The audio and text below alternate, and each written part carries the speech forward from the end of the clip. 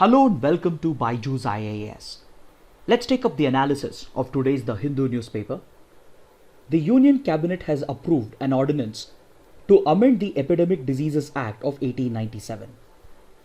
This amendment makes any violence against medical staff during epidemics a cognizable and non-bailable offence, and it also seeks to provide compensation to the medical staff if they suffer injuries or property damage. Such a law has become necessary because during the COVID-19 pandemic, multiple incidents have been reported from across the country where medical staff, including doctors, have been attacked.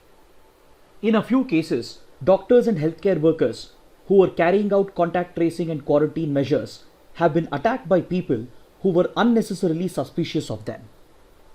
And in few cases, doctors and healthcare workers have faced harassment from their landlords and even at cremation grounds on the suspicion that they might be carrying the virus. Such violence and harassment against medical staff cannot be tolerated at any cost, especially during a pandemic, and rightfully, the Indian Medical Association was planning to hold a protest against these attacks in order to demand the government to bring in a law that would protect their safety and dignity. In order to prevent this planned protest and address the concerns of doctors and healthcare workers, the Ministry of Home Affairs has intervened and it has taken a zero tolerance approach towards the issue. So accordingly, the Union Cabinet has approved an ordinance that has amended the Epidemic Diseases Act of 1897, and it seeks to protect the medical staff during epidemics, and it extends the protection to both their working and living premises. Any case of violence and harassment against them will be investigated within a period of 30 days, and these cases will be resolved within a period of 1 year. And to those who are held guilty in these cases, the amendment provides for a strict punishment of up to 7 years in jail with a hefty penalty. But however, you need to remember that even before the COVID-19 pandemic, there have been numerous incidents of violence against medical staff, and the amended Epidemic Diseases Act does not cover these incidents, because the amended provisions apply only during epidemics. But in general, the issue of violence against medical staff and healthcare workers has always posed a number of legal and ethical challenges. Most of these incidents in the past have taken place on the grounds of medical negligence on the part of doctors and healthcare workers. See, there are two ways of looking at this issue. One, it is of utmost importance to uphold the safety and dignity of doctors and healthcare workers who are essentially frontline workers providing a social service. But at the same time, there is a need to secure justice to patients who might be victims of medical negligence.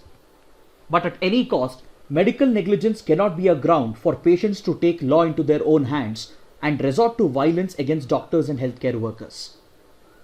See, the medical community is right in demanding that their safety and dignity should be upheld at any cost, and even in the case of medical negligence, violence against them cannot be justified. But at the same time, there is a need to ensure that healthcare institutions and medical staff are held accountable in case of any medical negligence, and there is a need to ensure that justice is delivered to the victims in such cases. Then at the same time, while dealing with medical negligence, any law should take into account error in judgment as well. An error in judgment while dealing with high pressure cases cannot be equated with medical negligence unless and until there is a clear intent and motive. So currently, when there are no epidemics, patients who attack doctors, who use violence and carry out harassment against medical staff, they can be tried under the Indian Penal Code and a few other legislations. And on the other hand, hospitals, healthcare institutions, doctors and healthcare workers, they can be held accountable if there is medical negligence under the Consumer Protection Act, the Indian Penal Code and a few other legislations. But the problem is that the existing legal provisions are inadequate to strike a balance between these two objectives. And moreover, existing laws do not take adequate care of error in judgment. So it is good that the government has amended the Epidemic Diseases Act in order to protect medical staff against violence and harassment during epidemics. But when there are no epidemics, what we need is a comprehensive law which can uphold the safety and dignity of the medical community, a law which can take into account medical negligence and provide justice to the patients. We need a law which can hold the hospitals and the medical community accountable if there is proven medical negligence by taking into account the possibility of error in judgment. Now let us take up an editorial from page number 6 and an article from page number 14, which deal with the decision of US President Donald Trump to partially block immigration into the United States in order to protect American jobs from the economic impact of the COVID-19 pandemic. President Trump has said that he is all set to sign an immigration order which will stop the issuance of green cards for the next 60 days. See, the green card with reference to US immigration provides the PR status or permanent residency in the United States. President Trump has said that stopping the issuance of green cards for the next 60 days has become necessary because 22 million Americans have lost their jobs over the last 2 months due to the economic impact of the COVID-19 pandemic. But the US administration has said that these restrictions won't apply for temporary workers who are working on H-1B visas, and it won't apply for seasonal workers such as farm workers who are working on H-2B visas. See, the immigration policy of the United States is of particular interest to India because a large number of Indian diaspora are dependent on H-1B visas and green cards to reside and work in the United States. But of course, these restrictions won't be affecting those Indians who are currently working on H-1B visas, but it might affect those Indians who are looking to apply for green cards. As we discussed, the US administration has clarified that these restrictions won't apply for those who are holding temporary visas such as H-1B, it won't apply for temporary seasonal workers, and those who have already become American citizens, they would still be able to bring their family members into the United States. But these restrictions will affect the relatives of current green card holders or those who are looking to apply for green card based on a job offer that they have. So these members of the Indian diaspora won't be able to apply for green cards for the next 60 days. And the Trump administration has said that this policy would be reviewed after 2 months based on prevailing economic conditions. So that's the reason why the changes being made to the immigration policy of United States is of interest to India. The other reason why this development is important to us is because it helps us understand how the COVID-19 pandemic is making countries around the world more conservative and more inward looking. It helps us understand that the pandemic could kill the spirit of globalization if more and more countries adopt such conservative and inward looking immigration policies. See, there is no doubt that the pandemic has spread in the first place because today we live in a globalized world.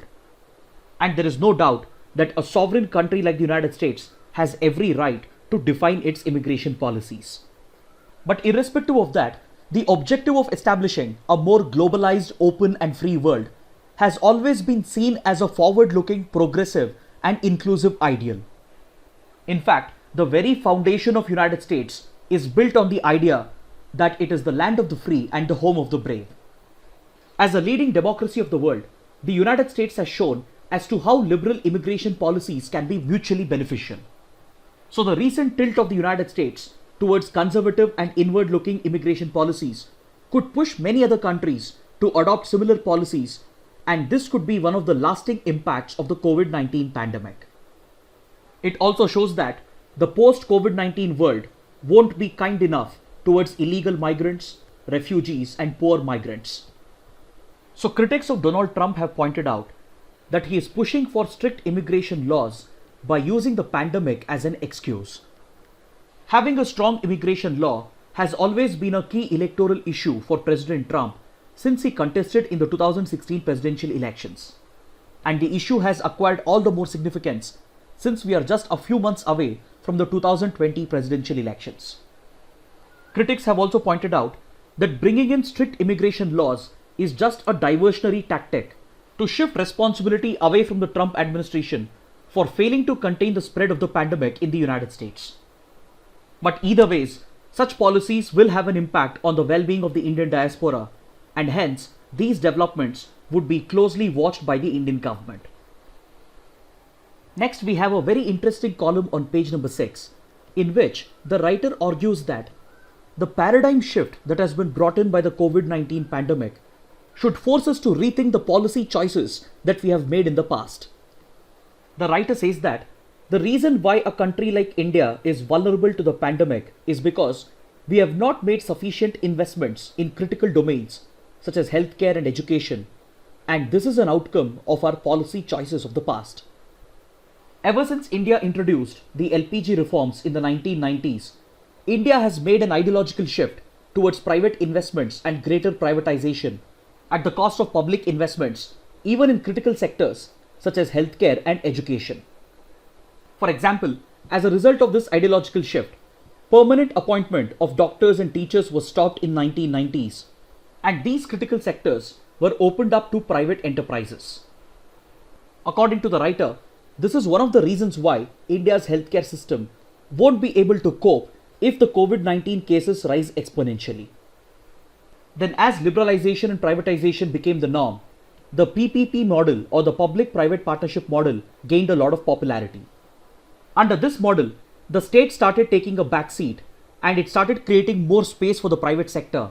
And even though it has brought in greater efficiency and innovation, it has compromised the concept of public good, which can only be fulfilled by the state.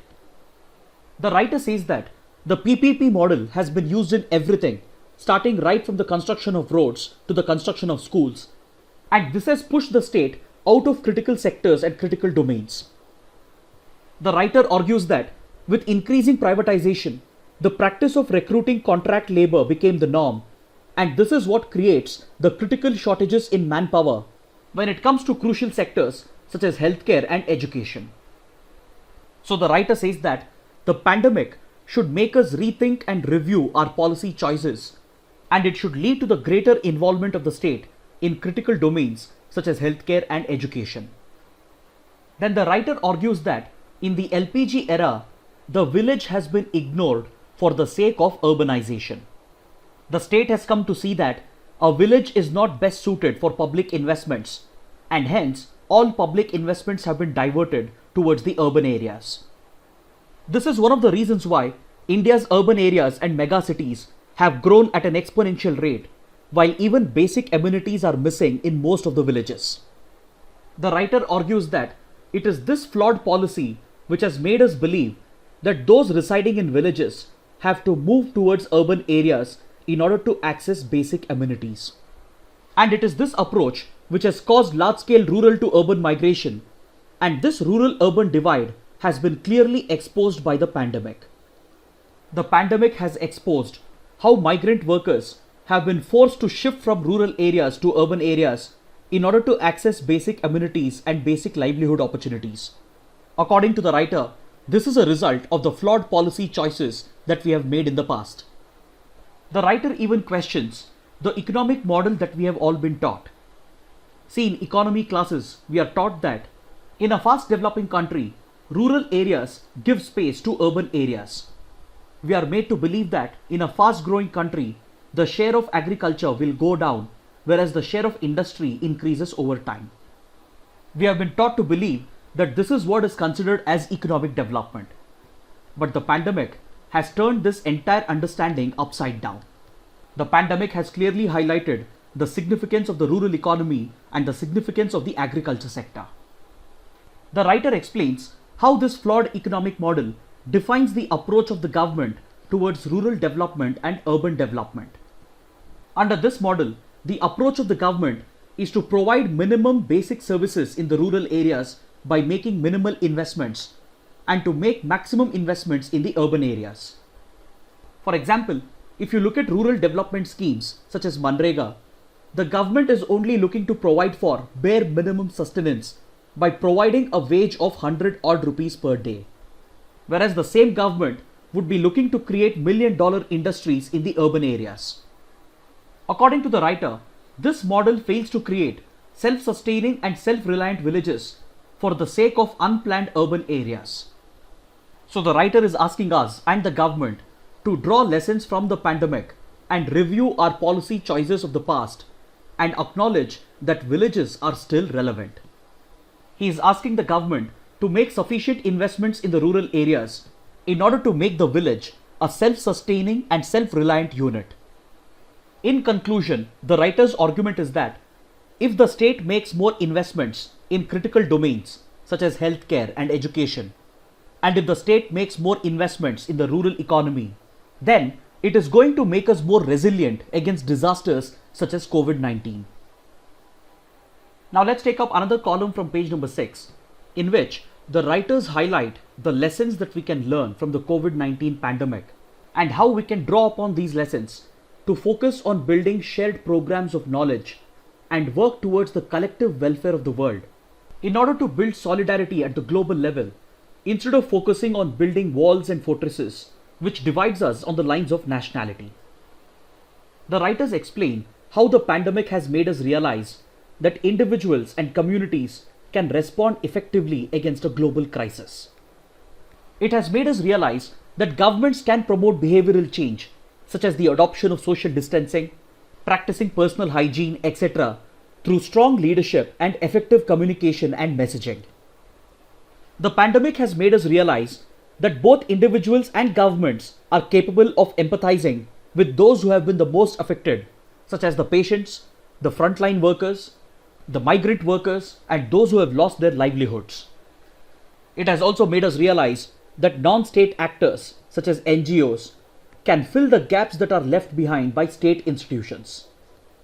It has also made us realize that problems faced by migrant workers and the poorer sections are entirely different from the problems and challenges faced by the working middle class. If the middle class and even the upper classes are worried about how they would commute during the lockdown, how they would access the internet while working from home, how they would get the supply of their essential items, then the migrants in the lower classes are worried about the basic essentials of life, such as food, shelter, and clothing. The pandemic has made us realize that what has been considered as the norm until now is actually unnecessary. For example, it has made us realize that a big fat wedding is actually a waste of resources, and instead, a small intimate event with close family members offers a more memorable experience. It has made us realize that excessive travel and overconsumption is actually unnecessary, and we are realizing that cutting down on these unnecessary tasks can actually be beneficial to both the environment and the society. To illustrate this point, the writers take the example of a person traveling on a flight from Delhi to New York and how this journey alone is responsible for the release of around 0.9 tons of carbon dioxide, which is nearly half of India's per capita annual emissions. The pandemic has made governments, companies, and even individuals realize that the norm of business travel and commute is actually unnecessary, and there are cleaner and environment-friendly alternatives to it. Then, with regard to the exponential growth in online learning, the pandemic has made us realize that education can be democratized through e-learning and quality education can be made accessible to everyone. Then we have always come to believe that environment conservation will come at the cost of social welfare. But the pandemic has made us realize that both the objectives can actually go hand in hand. The pandemic is also making governments around the world to focus upon critical areas such as unorganized sector, healthcare, education, basic delivery of services, instead of wasting its precious resources on non-essential and non-critical services. So the writers conclude by saying that the pandemic has presented an opportunity to build solidarity at the global level, and since it is posing a global challenge, it is time to provide a global response by promoting greater cooperation amongst countries, by focusing on building shared knowledge platforms, by working towards the collective welfare of the world, instead of building walls and fortresses that divide us on the lines of nationality. Next, we have a column on page number 7 that deals with the acceptance of post-retirement jobs by Supreme Court judges and how it compromises the independence of the judiciary. This column has been published in the context of former Chief Justice of India Ranjan Gogoi being nominated to the Rajya Sabha by the ruling party. But we have already covered this topic in detail on the 19th of March and the 17th of March, so kindly go back and watch this analysis and you can go through this column once. Now let's take up an article from page number 8. A 5-judge constitution bench of the Supreme Court has declared that providing 100% reservation for tribal teachers in schools that are located in scheduled areas is unconstitutional. The Supreme Court has observed that providing 100% reservation to a particular class is impermissible and discriminatory under the Constitution. The Supreme Court has reminded the 50% cap on reservation that was introduced through the Indira Sawhney judgment, and it has said that providing opportunity to one class should not mean the total exclusion of the other classes. Because according to the Supreme Court, this was not the idea of affirmative action that was contemplated by our founding fathers. Yes, affirmative action is required to uplift the socially oppressed and backward classes, but it cannot come at the cost of total exclusion of the other classes. Hence, the Supreme Court has said that providing 100% reservation to scheduled tribes is unconstitutional, and there is no constitutional validity for appointing only tribal teachers in schools that are located in scheduled areas. Now let's take up an article from page number 14. The World Bank has observed that global remittances will fall sharply this year due to the economic impact of the COVID-19 pandemic. As the pandemic and the lockdown result in job losses in developed countries such as United States, United Kingdom and the European Union, the flow of remittances as well from these countries to South Asia is expected to decline by 22% this year. Last year, the flow of remittances from these countries to South Asia had actually increased by 6.1%. But in stark contrast, this year's flow of remittances are expected to decline by 22% as a direct result of the pandemic and the lockdown in these countries. India being one of the largest recipients of remittances in the world, it is expected to witness a 23% decline in this year's flow of remittances. See, last year, India's remittances had grown by 5.5% and it had received a total of $83 billion. But this year's remittances is expected to decline by 23% and India is expected to receive only $64 billion. The reason why this is important is because the remittances that flow from the developed countries to the developing and the underdeveloped countries serves as a crucial source of income for these countries. So the shortfall in remittances is going to directly affect the current account deficit of these countries.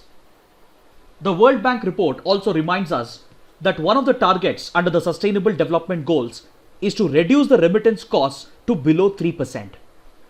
Remittance cost refers to the cost involved in sending and receiving remittances. If the remittance cost is higher, it will result in losses for the migrant worker who is sending those remittances and as well as for the family which is receiving those remittances. The World Bank report notes that in few corridors of South Asia, the remittance costs are as high as 10%, and this results in significant losses to the migrant worker and as well as to his family.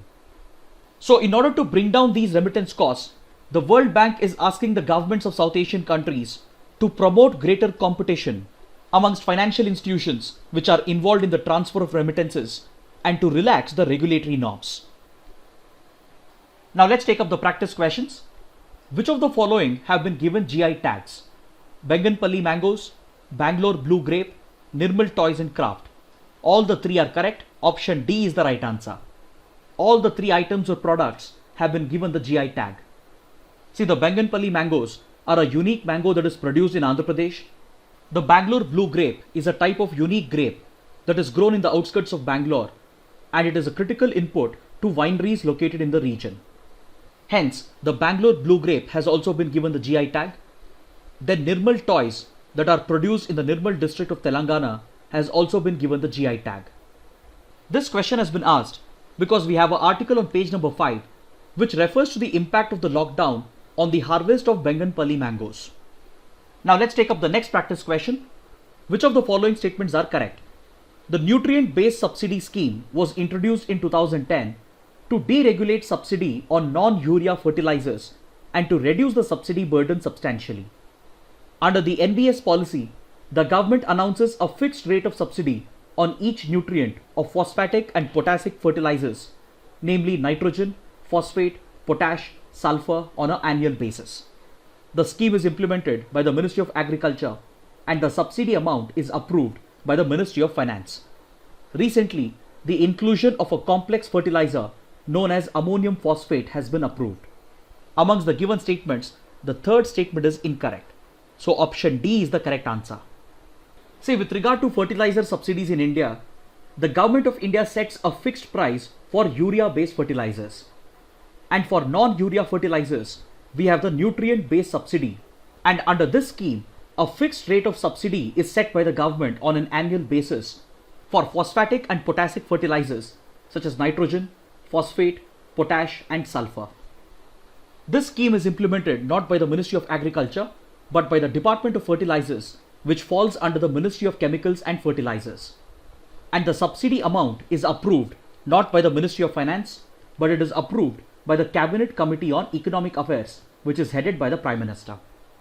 This question has been asked because according to this article on page number 8, the Cabinet Committee on Economic Affairs has approved a cut in non-urea fertilizer subsidy under the nutrient-based subsidy scheme. And the Cabinet Committee has also approved the inclusion of a complex fertilizer known as ammonium phosphate under the scheme. Now let's take up the next practice question.